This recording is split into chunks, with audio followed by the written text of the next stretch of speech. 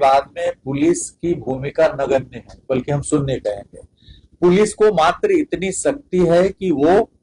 यदि खून खराबा हो रहा है तो निरोधात्मक कार्रवाई करे, प्रिवेंटिव एक्शन ले, इतना ही पावर उसके पास है। पुलिस के पास कोई रिकॉर्ड्स नहीं है लैंड का कि किसकी जमीन कहाँ है क्या है। बट चूंकि भूमि विवादों के कारण 50 से 60% अपराध, चाहे वो दंगा हो, हत्या वो हो जाता है। इसलिए हम वहां पर अपराध नियंत्रण, जैसे आप कहेंगे सर हत्या बढ़ रहा है, तो हत्या घटाने के लिए हमको उसमें घुसना पड़ेगा, हमें वहां पर हस्तक्षेप करना पड़ेगा। तो हस्तक्षेप हम इस मायने में करें, जो थाने में बैठक हो रही, करीब 540 अंचल है पूरे राज्य में, थाना हमारा 1400 है, तो आप ऐसे भी डिवाइड कीजिएगा तो प्रत्येक अंचल में करीब करीब 2.5 से 3 थाने आ जाते हैं। तो यदि थाना पे बैठक होगी तो 3 थाने में बैठक होगी, तो सीओ 3 जगह तो जा नहीं सकते हैं, दिन फिक्स है कि शनिवार को ही होना है। तो एक तो ये कारण है कि अंचल की संख्या 3 गुना कम है, थाने की संख्या 3 गुना अधिक है, इसलिए अंचल अधिकारी सभी थानों पे नहीं जा सकते हैं। इसका फायदा उठा करके अंचल अधिकारी स्वयं न जा करके अपने अधीनस्थों को भेज देते थे, कभी कभी अमीन को भेज देते जो कोई निर्णय नहीं ले सकता है, कभी कभी राजस्व कर्मचारी को भेज देते थे।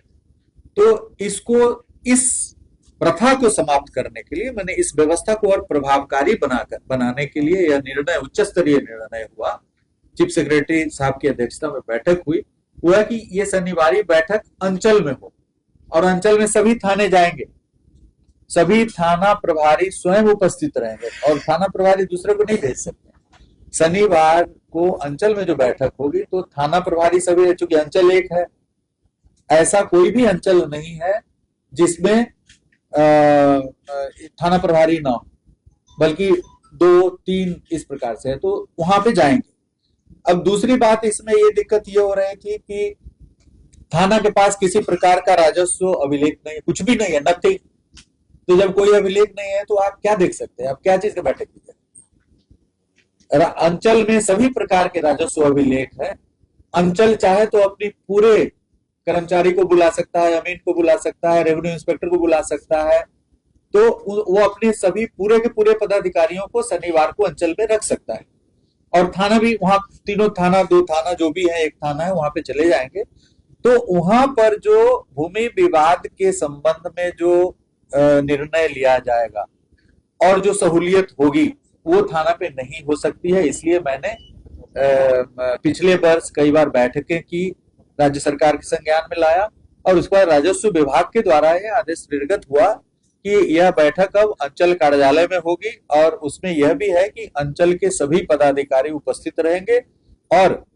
अंचल कार्यालय वहां अपलोड करेगा, जो भू समाधान पोर्टल है उस पर,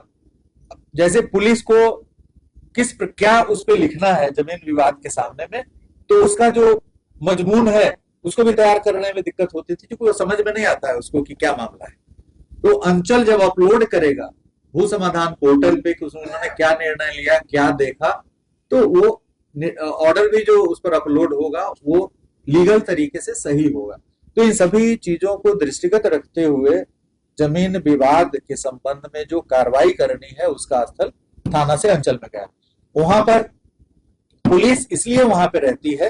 कि पुलिस को वहां से पता चलेगा कि उसमें आदेश में स्पष्ट लिखा होगा, यदि पुलिस को लगती है कि यह विवाद गंभीर रूप धारण कर रहा है तो आप प्रिवेंटिव एक्शन इमीडिएटली करेगी।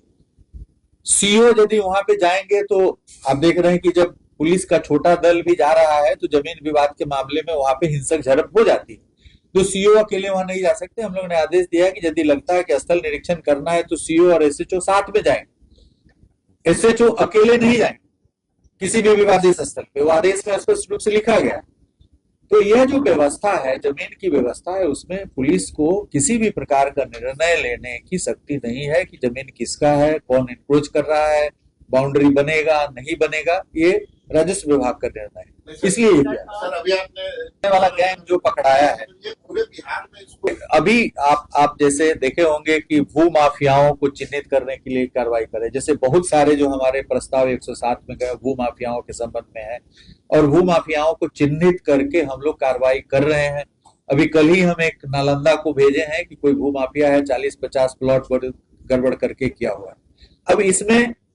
पुलिस को ये दिक्कत हो जाती है कि हम किसी अभिलेख को देख करके, जनता कहती है कि सर फर्जी कागज। अब फर्जी कागज पुलिस अपने मन से नहीं कह सकती है कोई कागज फर्जी है, उसके लिए राजस्व के द्वारा सत्यापन करना पड़ेगा। जैसे कोई रजिस्टर्ड सेल डीड है, यदि वह फर्जी है तो रजिस्ट्रार के कार्यालय से उसका सत्यापन होगा, सत्यापन करने के बाद बताया जाएगा कि यह फर्जी है। एक मामला हमारे जनता दरबार में कल आया था, परसों आया था, उसमें लिखा हुआ था कि सत्यापित करने की कार्रवाई की जा रही, तो उसमें है सीओ ने लिखा है कि जिससे इन्होंने जमीन लिखाया है उसका संबंध, जो खतियान में जिस आदमी की जमीन है उससे किसी प्रकार का कोई संबंध ही नहीं। भाई जब आपका संबंध नहीं, खतियान में मान लिया कि अजय सिंह के नाम से लिखा हुआ है और एक आदमी जो अजय सिंह के परिवार से कहीं दूर दूर तक संबंध नहीं, वो किसी को जमीन लिख दिया तो फर्जी है। तो ऐसे मामलों को सत्यापन करके रेवेन्यू के द्वारा और उनके द्वारा एफआईआर दर्ज कराया जाना चाहिए, क्योंकि वो एजेंसी है रेवेन्यू वाले जो जाकर के कोर्ट में अच्छे से गवाही दे सकते हैं कि नहीं हमने सत्यापन कराया फर्जी पाया, हम अपने अभिलेख से सत्यापन कराया फर्जी पाया। तो हम कोशिश कर रहे हैं कि जहां कहीं फर्जी दस्तावेज का मामला आता है, अनऑथोराइज आदमी रजिस्टर कर दिया है जमीन को, तो उसमें अभिलेखों का सत्यापन कराया जाए। यदि हैंड राइटिंग या जो अंगूठे का निशान है वगैरह वगैरह यदि फर्जी है तो उसका हमारा हैंड राइटिंग प्रयोगशाला यहाँ पे उससे जांच कराया जाए